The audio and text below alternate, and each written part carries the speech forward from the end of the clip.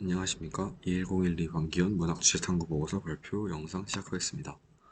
우선 제 주제는 한국 문학의 시대별 표현 양식 변화이고요.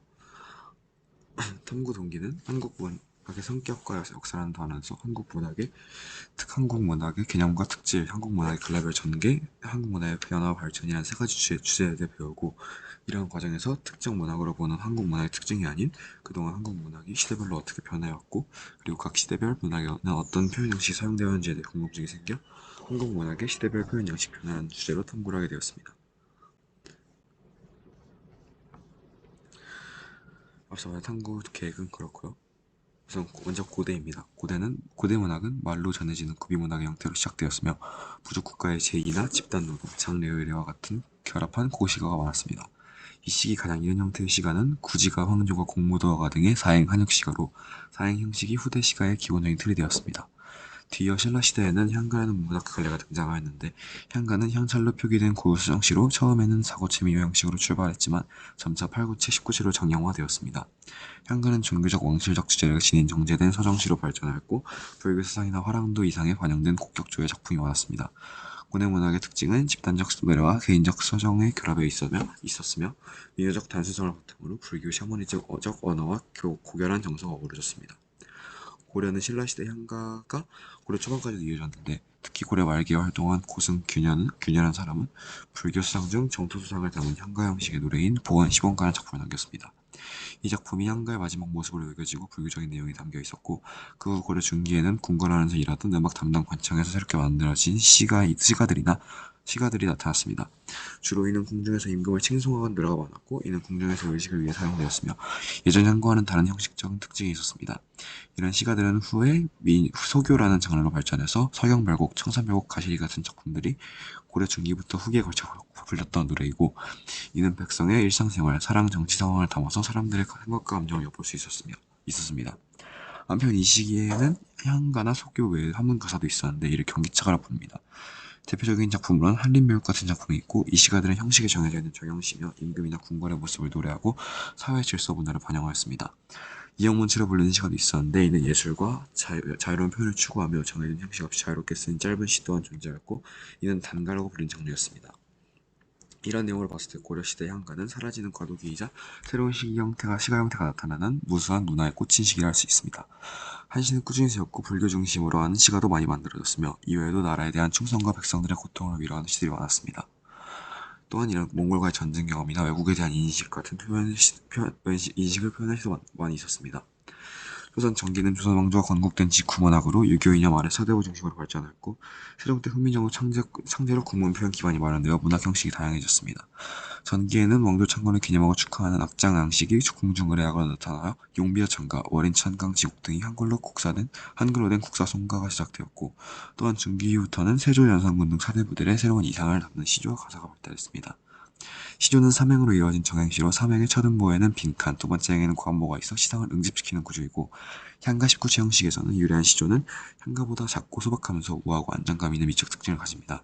가사는 사고체로 음악과 독립된 연작 서사시 형태로 자연미와 차별적 성찰을 담았기에 전개되었고, 전반적으로 조선 전기 문학은 훈민정음 수용과 성리학의 세계관을 반영하여 국문 문학의 저형성이 확립되고, 충효, 학문, 풍류 등의 다양한 조선 사람들의 정서가 강조되었습니다.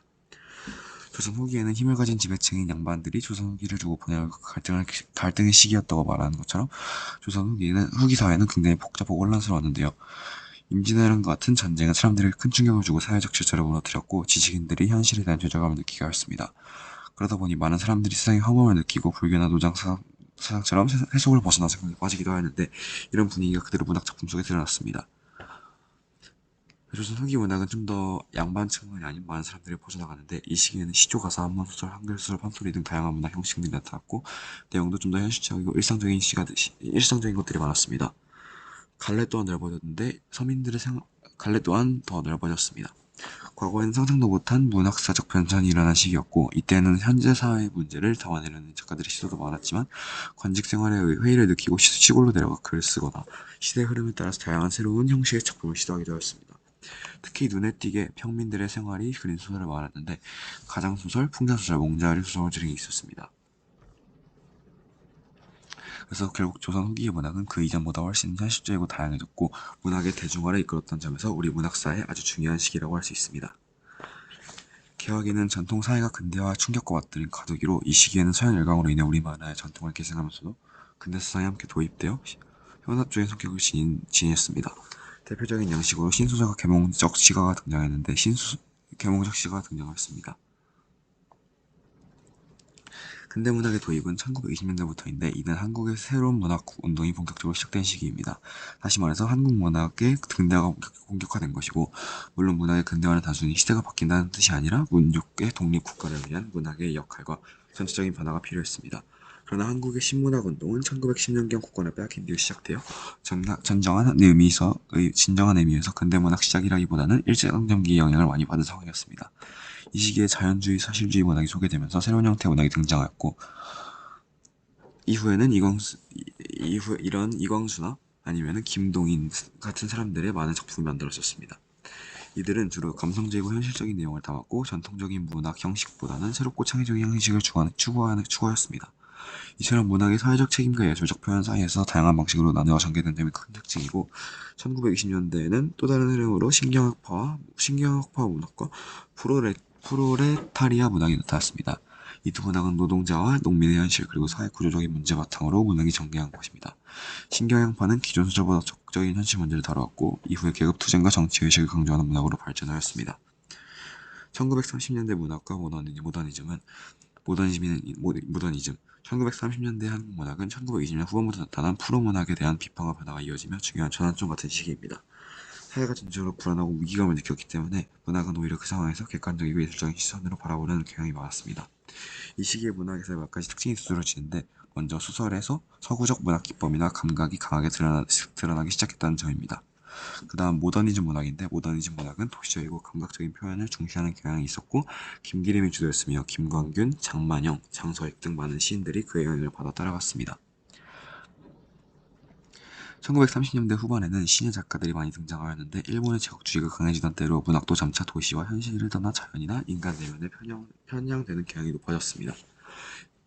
이때는 현진권, 정지용 등의 작가들이 역사소설을 포함한 다양한 문학관을 통해서 역사적 상황과 민족의식을 표현하였습니다. 조국 광복과 민족문학의 확립 1945년 대한민국은 일제 식민지에서 벗어나 광복을 맞았고, 문학도 이를 기점으로 큰 변화를 겪었습니다. 그동안 억압받던 민족문학이 다시 살아나기 시작한 것입니다. 해방 이후 많은 시인과 작가, 문학평론가들이 활동을 시작했는데, 이 대표적인 예로 문예, 문학예술 같은 여러 문학활동을 할 수 있게 되었습니다.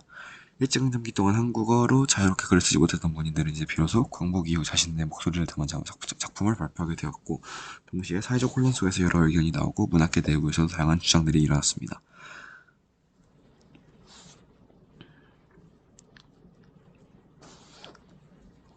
6.25 전쟁 이후에는 분단의 현실이 점차 척화되며 문학도 이에 따라 변화하였습니다.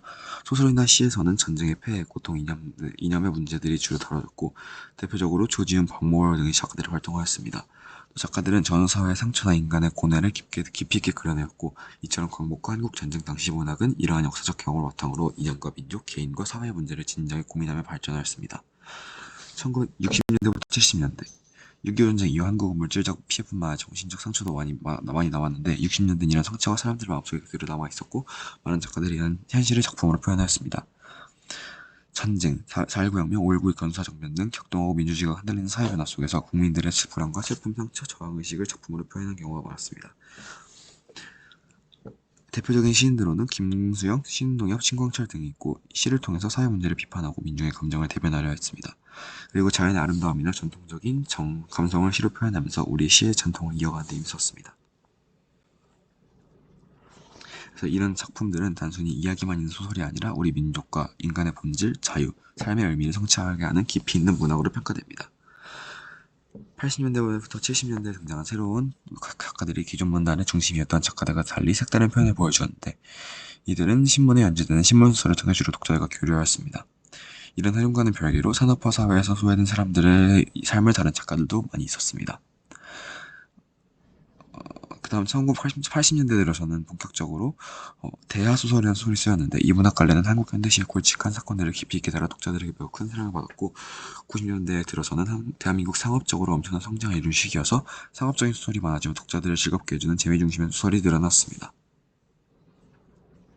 지금까지 고대부터 1990년대까지 우리나라 문학이 어떻게 변화했고 각 시대별로 어떤 역사적 배경에 따라 문학적 특징과 표현 양식이 나타나는지 알아보았는데 단순히 문학 작품을 읽는 것이 아닌 시대의 흐름 속에서 문학이 어떤 영향을 받고 변화해 왔는지 조사하며 문학과 역사, 사회가 얼마나 밀접하게 연결되어 있는지를 크게 느낄 수 있었습니다.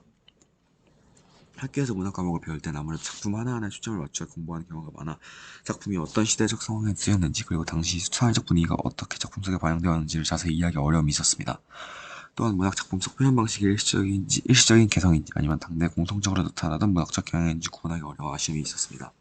하지만 이번 탐구 활동을 통해 각 시대의 역사적 사건이나 사회 변화가 문학이 어떤 방식으로 반영되었는지를 폭넓게 이해할 수 있었고 작품의 표현 양식이 시대적인 흐름과 연결되어 있다는 사실을 이해할 수 있어 매우 인상 깊었습니다.